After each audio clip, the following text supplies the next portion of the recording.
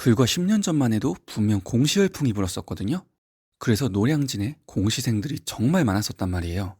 아직도 기억나는 건 서울대생이 구급 공무원을 준비하겠다는 내용이 뉴스에 나와서 화제가 된 적이 있었습니다.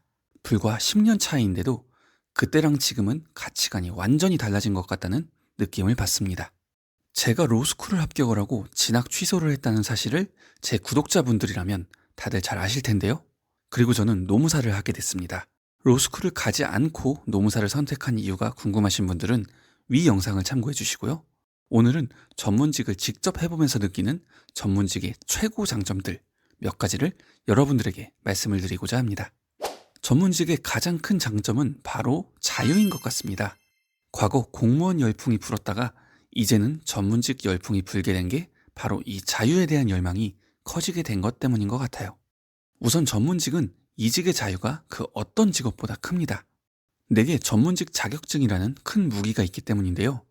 다른 사람들과 비교했을 때 다른 사람들에게 없는 나만의 경쟁력이 있는 셈이기 때문에 내가 지금 당장 다니고 있는 조직에서 나와도 또다시 일자리를 구하는데 비교적 어려움이 적은 것이죠. 물론 같은 전문직 사이에서 경쟁을 해야 해서 부담이 전혀 없는 건 아니지만 그 난이도가 훨씬 낮은 건 사실입니다. 물론 자격증을 얻는 순간부터는 나의 커리어가 또 중요해지기 때문에 막상 내가 때려치고 싶다고 해서 바로 때려치진 않거든요. 그런데도 나는 언제든지 여길 때려치고 나갈 수 있다는 생각만으로도 그게 정말 큰 위안이 됩니다. 이게 제가 생각했을 때 전문직의 가장 큰 장점인 것 같아요. 두 번째는 정년이 없다는 점인데요. 물론 내가 채용 변호사, 채용 노무사로 평생 일을 하고 만다면 당연히 정년이 도달하는 순간 일자리를 잃게 될 겁니다. 그러나 전문직이 되신 대다수의 분들은 모두 언젠가 자기의 일을 하기를 꿈꿉니다.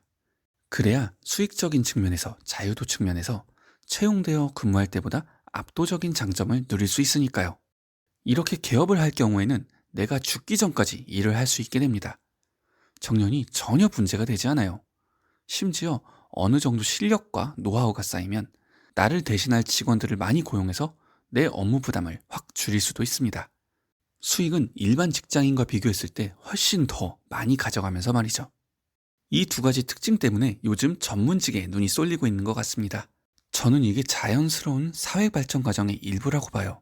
사회 대다수 구성원들이 공무원을 하려는 국가는 아직 자유도와 민간 영역이 충분히 발전하지 않은 국가임을 방증한다고 생각합니다. 점점 더 개인의 자유에 대한 민감도가 뚜렷해지고 민간 영역에서 내 가치를 직접 증명함으로써 수익을 얻을 가능성이 커지는 사회가 될수록 앞으로 이 전무직 열풍은 점점 강화될 것이라고 생각합니다. 물론 이건 제 의견일 뿐입니다. 이에 대해 여러분의 의견이 있으시다면 댓글로 남겨주시면 감사하겠습니다. 오늘 영상은 여기까지입니다. 그럼 다음에 또 좋은 컨텐츠로 찾아뵙겠습니다.